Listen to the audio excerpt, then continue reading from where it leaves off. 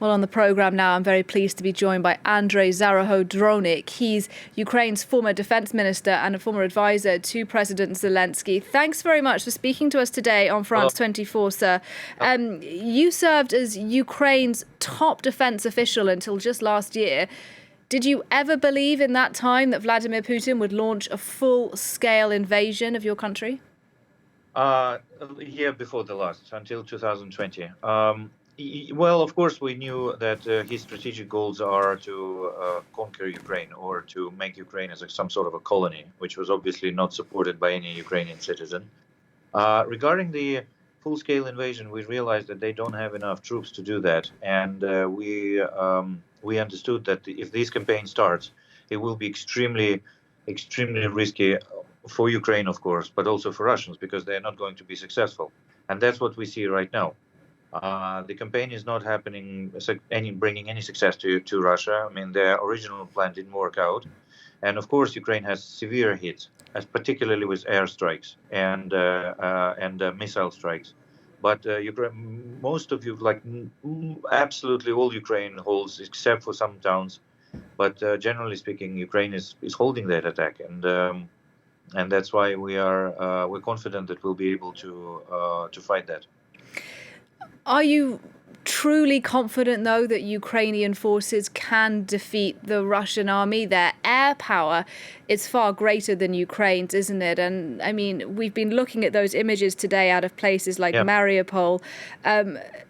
What's your reaction to what we're seeing there? I mean, there are already people today comparing what's happening in Mariupol to the siege of Leningrad. Of course, and this is all extremely worrying, because tragic, because they are shooting the civilian houses and civilian buildings, and they did it in a whole number of cities, and they're doing this generally overnight in many cities every night. But at the same time, on the ground, Ukrainian army is stronger. So of course, they still don't control the air completely. We still shoot their planes. We still protect in some way. But of course, their air power is greater, and that's why we have this. And particularly Ukraine is a large country, or very large. It's like France, by the way, by size. So of course, to have that air defense on all country, it's very difficult, and that's why we do miss some of the shots, quite a few of them. But on the ground, we are stronger. So, sorry to cut across you there. I just want to talk about what you're saying about the fact that neither Ukraine nor Russia has complete control of the airspace. And there are lots of people asking, given that Ukraine is able to get some of its aircraft out into the sky, and given that we're watching these images of that Russian military convoy making its very slow approach towards Kyiv, why don't Ukrainian forces bomb it? Well, some of them we do. We just have some limited resources in terms of air capabilities, but we do every day.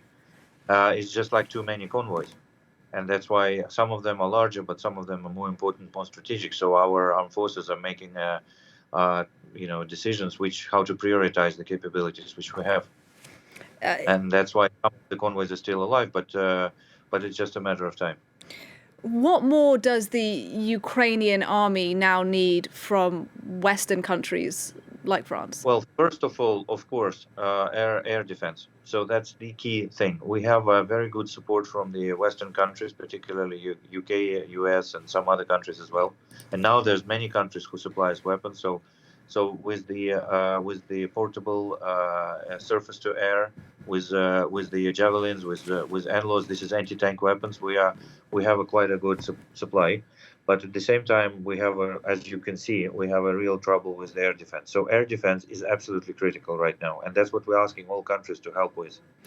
What is your best case scenario, if I can ask you that? How does this end well for the Ukrainian people who are resisting so bravely to this Russian attack?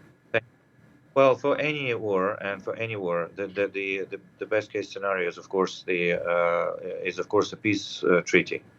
And right now, as we speak, there is a meeting of the negotiation team. We're always open to dialogue, even if we know for a fact that what Russia is doing are horrible war crimes, absolutely unjustified, and turned against, not just against military, but also against civilians, which have nothing to do about that. But we still have talks constantly to Russians and to make sure that the door is open. So if any of these talks end up with a ceasefire, that's certainly going to be the best case scenario. Andriy Zahorodnyuk talking to us there. Thank you. Thank you very much indeed, sir, for Yep. your time on France 24. Thank you.